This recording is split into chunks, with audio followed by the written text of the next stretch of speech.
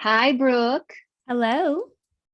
And hi, everyone. Hi, our listeners. Today, we are talking about birthing humanity and how we can create a healthier ecosystem for pregnancy, the nutrients our body may require, movement, stress, environment, and all the things that may impact the baby's first ecosystem, toxins, nutrition, what the baby hears through the womb, our state of being while we're pregnant and while we're nursing.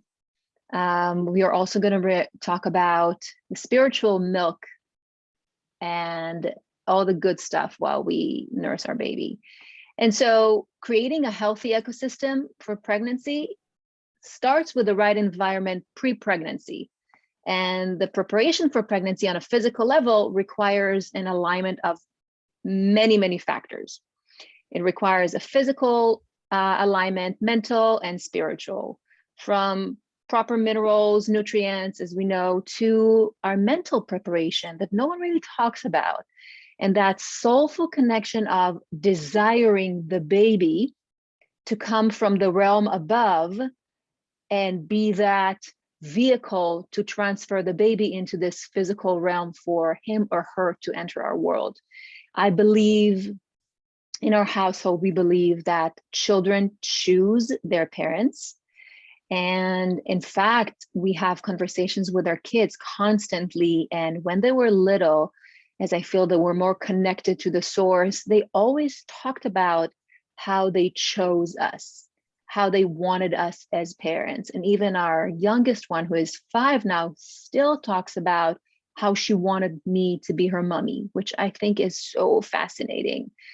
And the whole idea of it's a miraculous idea of bearing human beings inside our uterus is beyond my personal understanding. And I think it's beyond the scientific understanding as well. So, Brooke, what are your thoughts about it?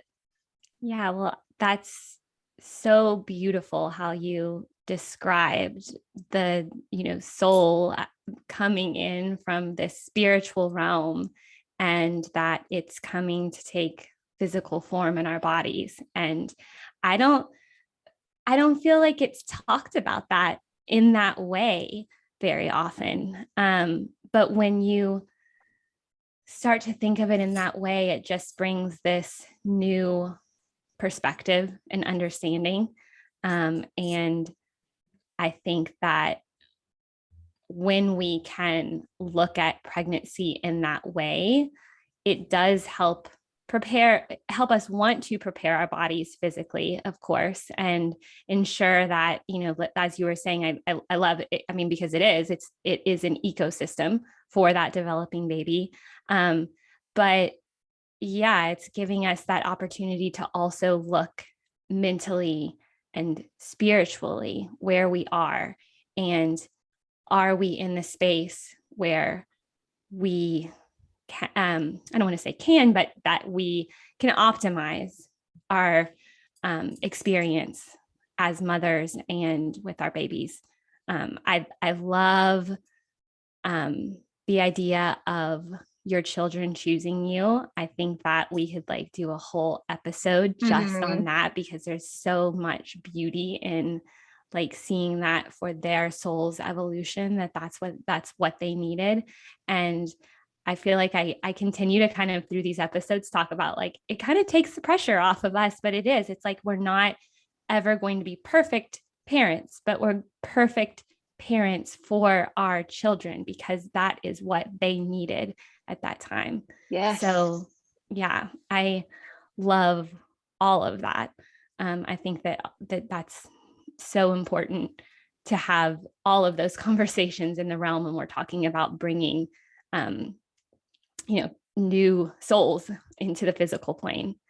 So yeah, as far as recognizing that your body is your baby's first ecosystem, I think that we tend to overcomplicate things, but really it's the more that we can eat a plant-based whole foods variety of foods, that's going to give us the best chance. And yes, there are specific nutrients that optimize are super critical during pregnancy that we can get into if we want. But I think that like the more that we can make sure we're just having variety, lots of fruits and vegetables, enough protein, whether it's, plant-based, or if you are adding meat, to make sure that it's high quality meat. All of that is super important. Is there anything else, like as far as the nutrition piece, like where I know you're primarily vegan, but yeah, we are primarily plant-based. And I remember actually meeting with a midwife. I wanted to have a midwife. I did have a doula who is a close friend of mine. I love her. Her name is Ilana Atzmon, and she has been such an important vehicle in delivering our babies. We did deliver our babies in the hospital. I personally felt safer doing it in the hospital. And she was with me all through the way. But for me, I couldn't really control what I was eating. I was severely sick with our second one. And so even if I wanted to have more, I couldn't even have water.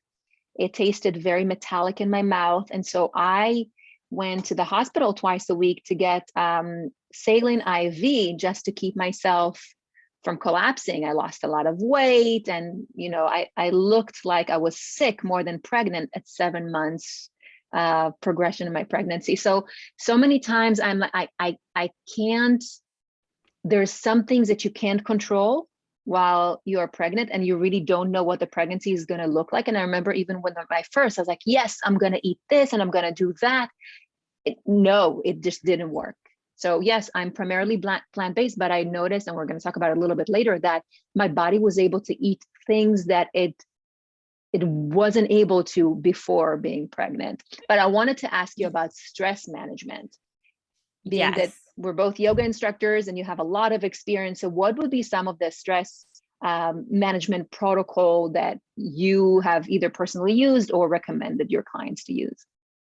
Yeah, well, yes, stress is definitely underemphasized, I think, as far as how important it is to manage the levels of stress that you have. And actually, when I was just doing a little bit of research, knowing we were going to be talking about this, there actually is a study that was done that showed that if there are repeated surges of cortisol over a prolonged period of time, then that cortisol that is circulating in the mother's body will actually signal to the baby that there is danger, and that the baby's body will essentially go into like a defense mode, which is going to affect its development. So it's really critical that we're finding ways to reduce our stress. And I think that as women, we're more in this day and age, dealing with high pressure jobs and taking on a lot of different roles. And it becomes even that much more critical that we're finding those ways where we can rest and get the cortisol surges, to not be there.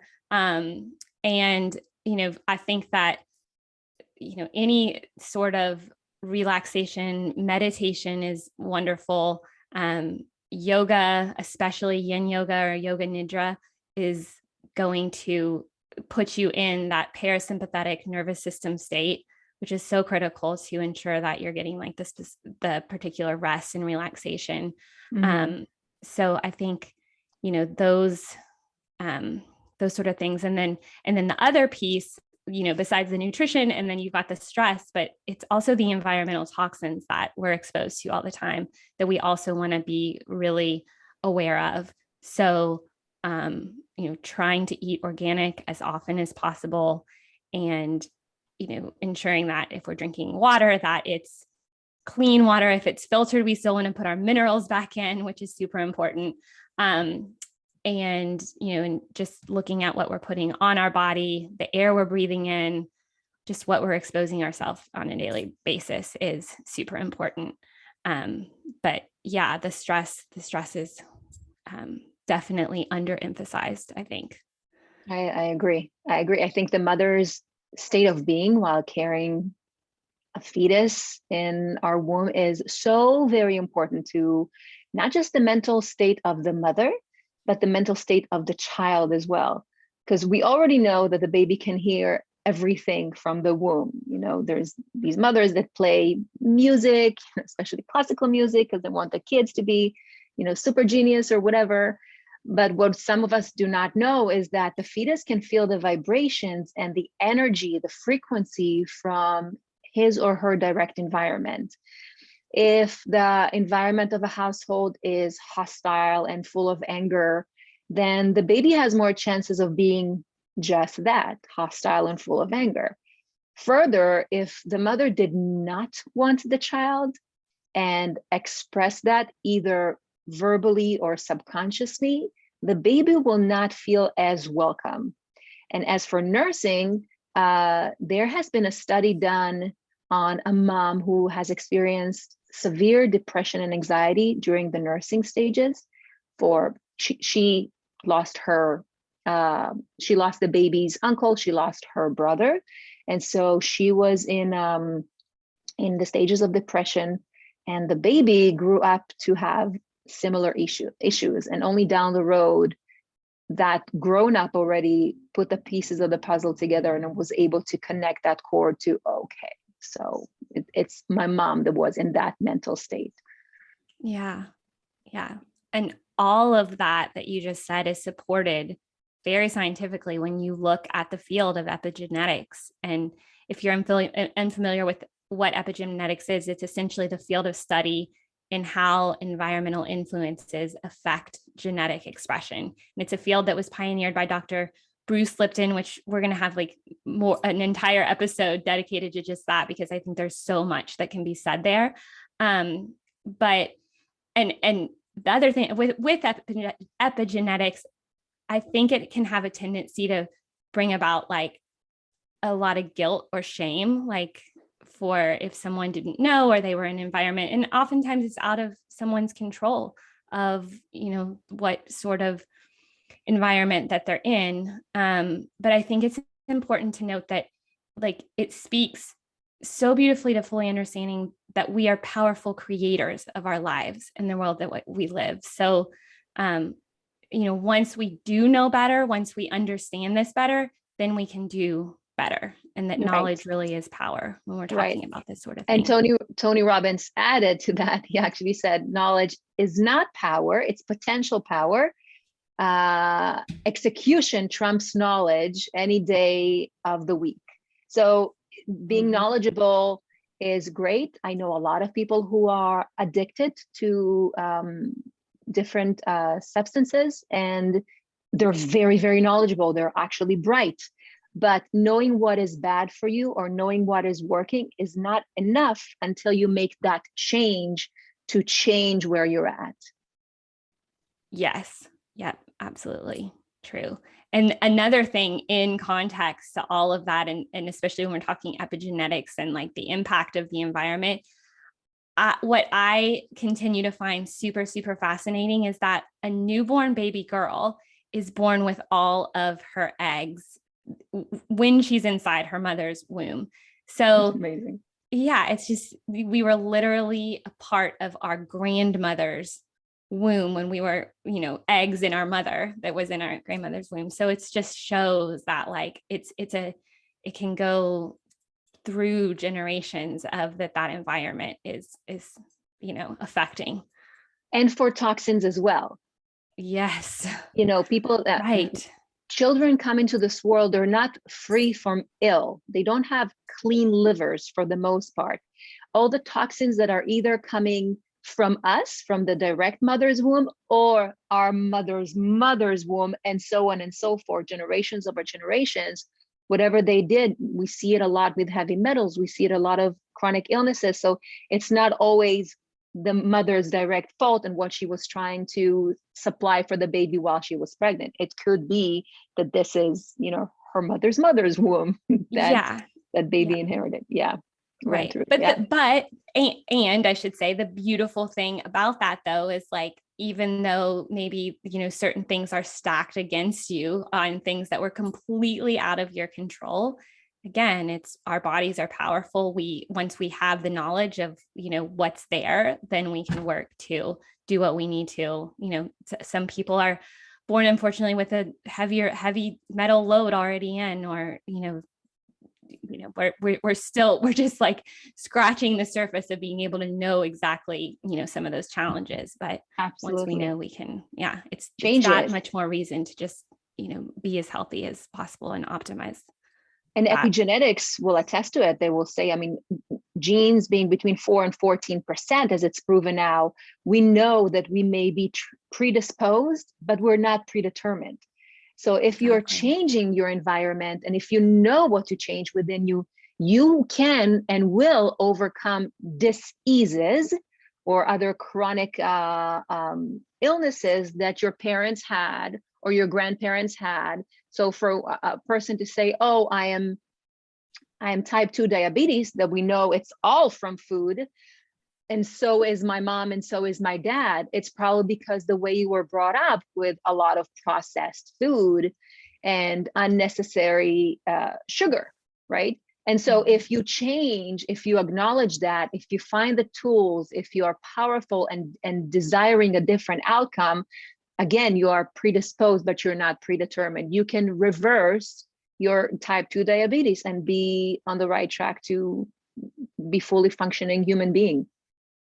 Yeah, absolutely. We're not just complete victims to our genes. No, yeah, that's exactly it. And that's what the powerful conclusion that's coming out of epigenetics. Yes, we got genes, absolutely we do, but they are not going to determine how we are going to live our life and the different choices we're going to make, even environmentally. If a family lives by a factory that releases all these fumes and mercury, yes, if you live in that same environment, you will be exposed to the same heavy metals. But maybe if you change the nutrition element of it, and you'll find what are the protocols for you to start removing those heavy metals and cleansing your body from the inside, your body will be able to deal with the consistent environmental toxins in a way that your parents may have not known about. Yes, so true. So true. There actually has been a research. I was fascinated by having a baby inside of me while having celiac and be able to eat noodles that I was never able to eat before. And I came across this really fascinating research, and it studied women who suffer from different chronic diseases that felt amazing during their pregnancies, especially women with MS, and they reported lesions in their brain that were shrinking, and the body started feeling stronger as they were pregnant with their child with each of their pregnancies. Or women having other diseases and feeling amazing while pregnant. And I can attest that myself. Like I said, I was craving ramen soup. Now, I love the broth, and you can always ask for vegan broth. I love the broth, but I could never eat the noodles. It would leave me with such a sharp pain because I have celiac, and I had to lay down for 24 hours just to recover from that. So obviously my body cannot process it. But I remember driving daily 30 minutes to the west side in Los Angeles, and just to get my ramen noodle. And our son now loves it so much. He loves ramen noodle soup. And I found it to be super fascinating. And actually, biomedical scientists, they followed 300 women with MS, and they saw significant remissions in their lesions. And that brings the question of perhaps the power of the placenta, that we don't even know how powerful it is, the placental environment during pregnancy, that might be contributing to these remissions. And it brings about the question of placental stem cells that may have some way of immune modulating activity to suppress the autoimmune disease that these women suffer from. The fact that they saw 43% of improvement just said a lot about the whole placental cells and the stem cells, that we still haven't really figured out how to use it. But that said, I encourage us all to show up and to look beyond what the current science has to offer us, right? To look beyond what it is that we can or cannot do. And I believe that this is going to tilt the consciousness of the masses, and we're going to see ripple effect in our world. Yeah, that research is just so fascinating. And Amazing. yeah.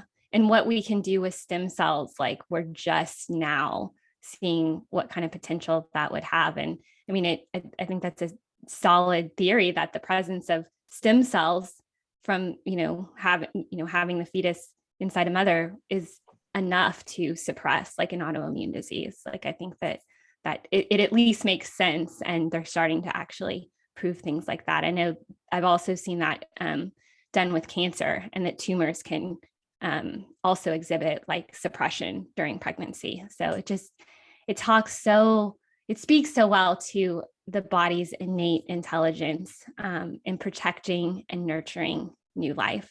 And Yes. like we, as scientifically advanced as we are, and all we can do, like there is a certain, magic to it, or God, essentially, that we're not ever that it's that spiritual realm. We're never going to completely touch it, as we probably shouldn't. It's beautiful. And how powerful are we to think of ourselves as birthing miracle, that at this point only Mother Nature truly knows, and every one of us, whether you have kids or not, should realize how powerful and magical we are. And just this thought alone, this knowingness inside of us, should raise the vibration, should raise the frequency, should have us women show up in a whole different way. Yes, we can be of service. Yes, we are the container. Yes, we are here to nurture. And we are here to show up for ourselves in all our power, in all our magic. Amen. Amen. Yes. Yeah. When I was pregnant, I would think constantly, like, my body, like I'm growing a lung, like, or I'm growing a heart. And I'm not thinking about it consciously. My body just knows to do it. And yeah, it's powerful. Incredible. Mm-hmm. I know for myself, I did not give enough credit to women around me. And when I did give birth to our first child, I felt like I got the golden key to a world that I had no idea about. All of a sudden, because I was involved in, I may say, a men's world, coming from the entertainment industry, you're surrounded by, producers and sound engineers and directors, and it's men. Yeah. So I never looked at women as the powerful, magical beings that we are. And once I gave birth, all of a sudden, I realized that we are such gifts to the world. We are the shit, right? We are the ones that should lead this world to the empowerment, not through conquering, but through nurturing, and not through attacking, but through providing. So this is a realization. Personally, I felt really happy to be around more women than men. Yeah, the rise of the feminine. Rise. It is. Yeah, it is needed in this world. Yeah. And it's and it's there. Women are waking up to their power, not in their power in a masculine way, but in that feminine, nurturing. We have way more power than we've ever given ourselves credit for. Yes, we have a voice. We want to be involved. It's not that it should be a masculine or a feminine world, but we have a voice, and we're relearning.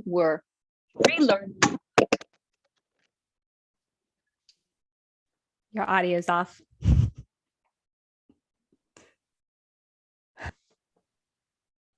There we go, recording again. My earpod just dropped. Yeah, so as I said, I think there is room for both, and things that have been done the way it's been done has been getting us to where we are right now. And if we want to change where we're at, we're going to change what we have been doing so far. And we need to be involved, much more involved. Yep. We're getting there. We're getting there. Yeah. For sure. So I remember when we went through Zach Bush's course, The Journey of Intrinsic Health, the coach's course, he reminded us that the first thing to form when an embryo begins, it begins with the formation of the hard palate. And then the folding of the bones and surfaces around that creates the air for flow as the fetus breathes.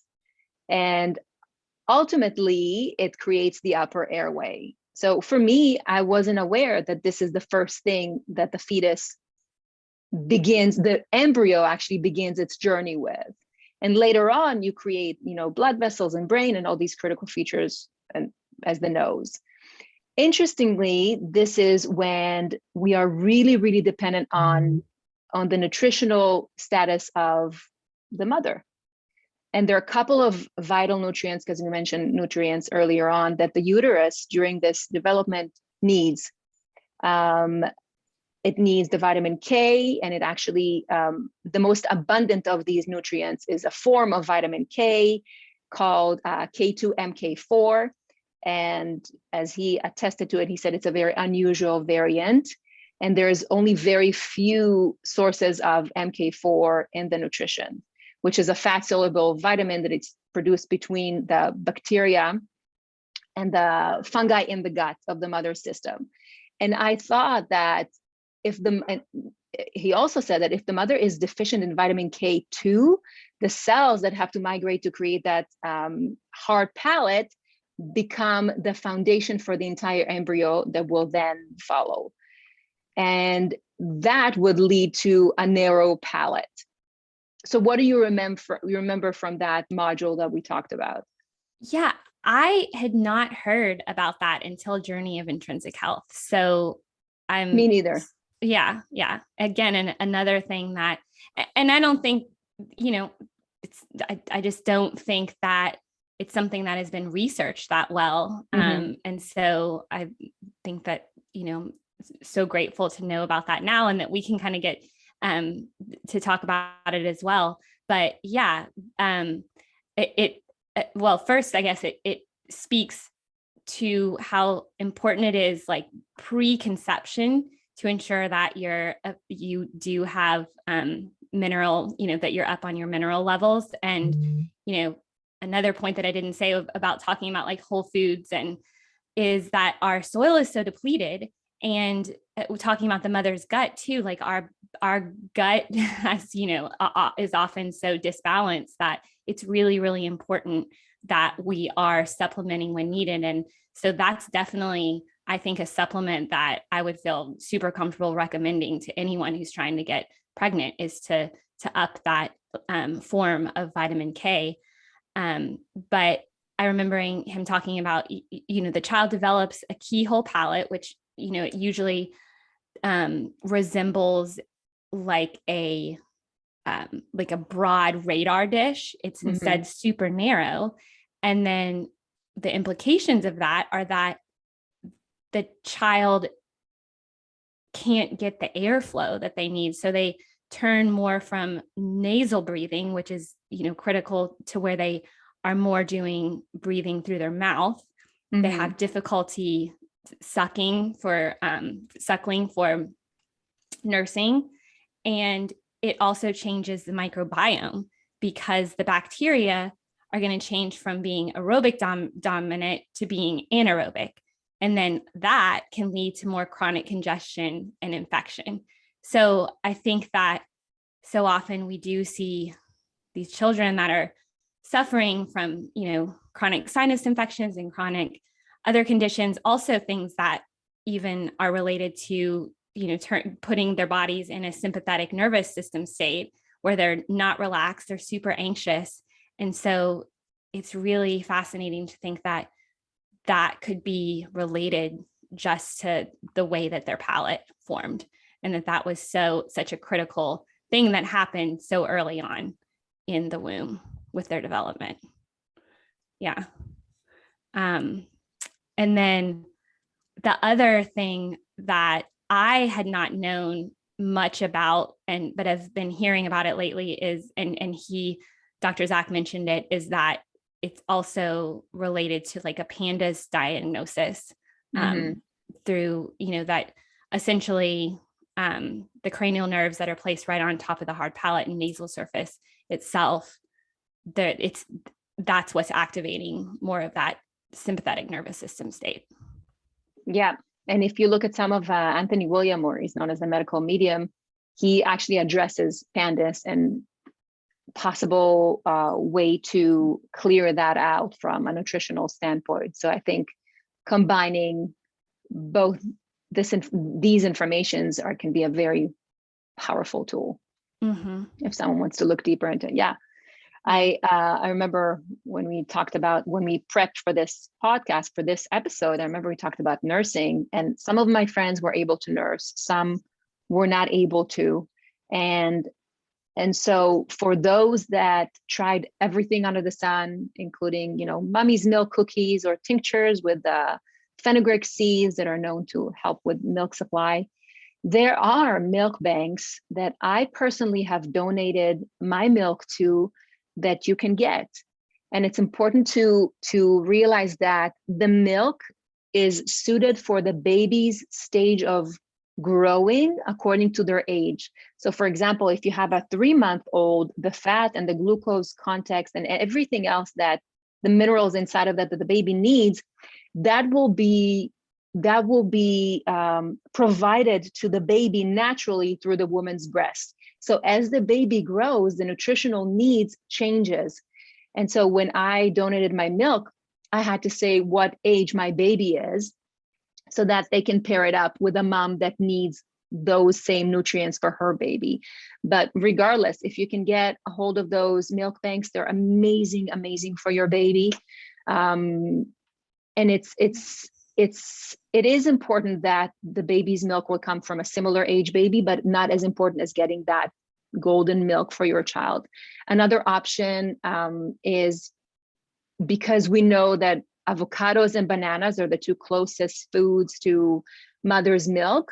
I did have women coming to my practice and, mashing a little bit of avocado with banana and have it in a bottle. We used to use Komotomo. It's a silicone bottle that resembles breasts. It's the coolest thing. And I had them do that because some research has been figured out that breast milk is mostly sugar.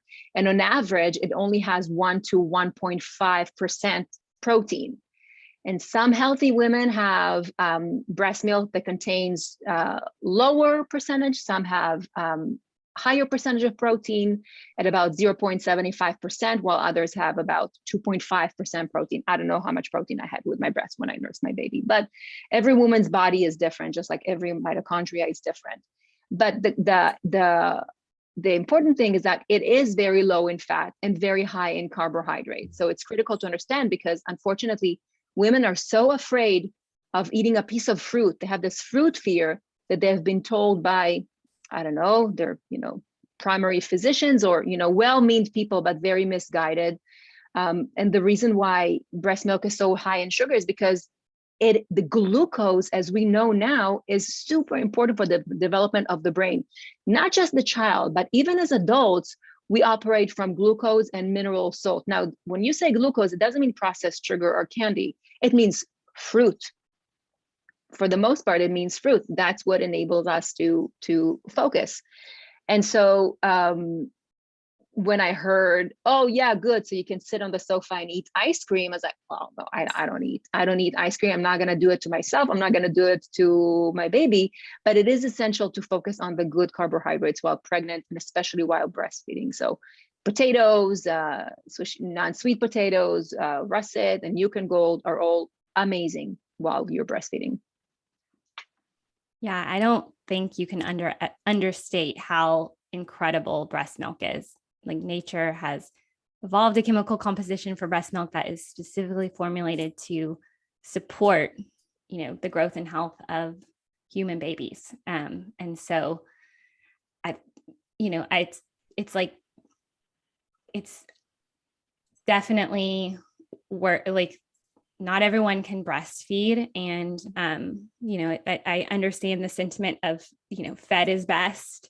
However, I think that there are certain things that you can do to ensure that you're doing what you can to at least breastfeed for, the first couple of months. I like, just to kind of run down just a few of the things. And I know it's pretty well known, but just the benefits, like breast milk will supply passive immunity until the infant's own immune system can actively produce antibodies. Like, that's incredible that the mother can actually, produce those antibodies for her baby when she comes into contact with certain infection. It can provide a significant source of bacteria. So for the healthy digestive tract, that also plays into the healthy immune system. Like you were saying, it's like a high energy and most concentrated source of the glucose and then the fats, all of that are required to build the brain structure. And then also another important piece is just that mother-child attachment, and that it decreases stress, like that during breastfeeding, that the brains of the mother and of the infant release dopamine and the bonding hormone of oxytocin. So all of that is just, it speaks to the incredible power of breast milk. And then I'd actually never heard about the avocado and banana, but I think it's so good to know that there's options. Like, there's the options of the milk bank, there's the options of using the avocado and banana, and like, especially with just the increasing concerns of the heavy metals and the high concentrations of glyphosate that are in so many of the commercially available formulas. And it's so sad that we're at a place where, so much of what we see on the shelves is in many ways not the healthiest. No. Yeah. Tons of lead, tons of heavy metals. And when I gave birth to our second child, I was quite immediately pregnant with our third. And so I didn't want it to, I know that some women can, I think it's called tandem feeding or something like that. They can tandem feed. For me, I felt really weak. And so I decided not to do it. And I really tried to nurse my baby for as long as I possibly could. But with our second, I needed to switch it up because I was pregnant, like I said, right away. So I did do the banana and the avocado with a lot of breast milk that I actually put in the freezer from our firstborn, and try to have her do that. She didn't have anything to do with it. She didn't want it. Oh, but no.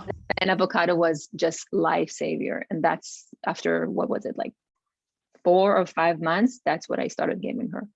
Yeah. Yeah. That's awesome. That's good to know. Yeah.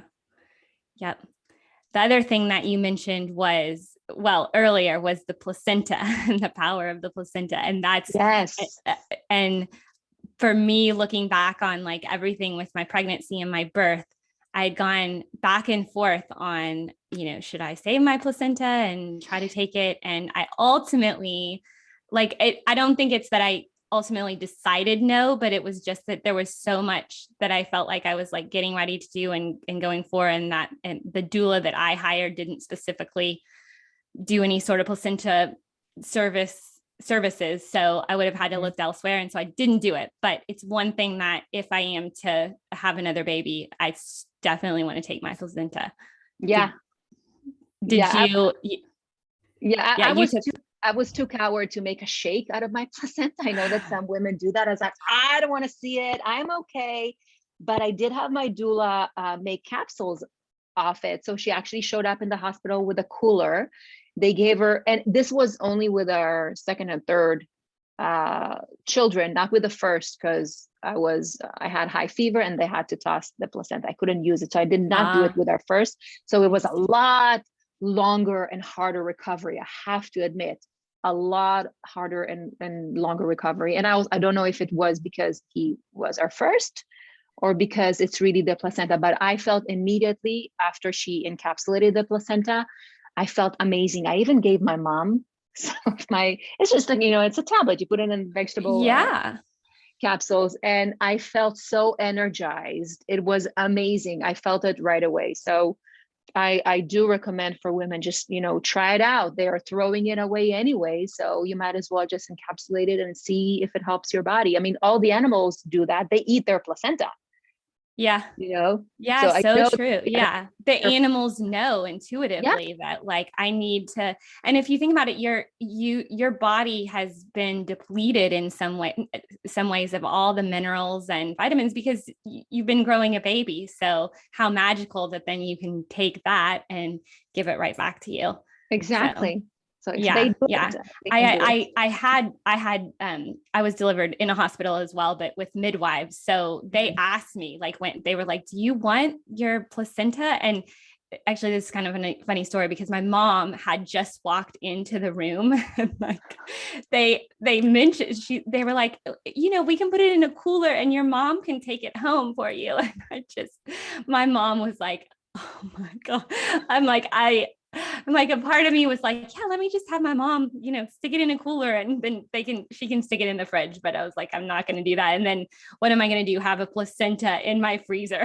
like, So like that I midwife don't have didn't the encapsulate it? guts to be able to figure out for myself. Cause I guess that's what some people do. They'll actually handle it themselves, like freeze it and then chop it up Yeah, and nope, not put it me. in a Mm-mm. smoothie. Yeah. That's the Yeah. I plant-based right think the here. pills is a good way to go. No. If I do it again, that's what I'm doing. The Yes. pills. It's so Yeah. easy. And they don't charge, as much as you would think they would charge for it. Not at all. It was a really great service. I'm so happy that my midwife was aware of that and she kind of didn't push for that, but highly recommended it as a recovery process for the mother. Yeah. That's wonderful that she did. Yeah. Amazing. Yeah. Yeah. All right. That covers it, no? I think so. Yeah. We kind of ran the gamut of a lot of different things, but yeah. Perfect. All right. So it was a pleasure and we'll see you next time. Bye. Bye.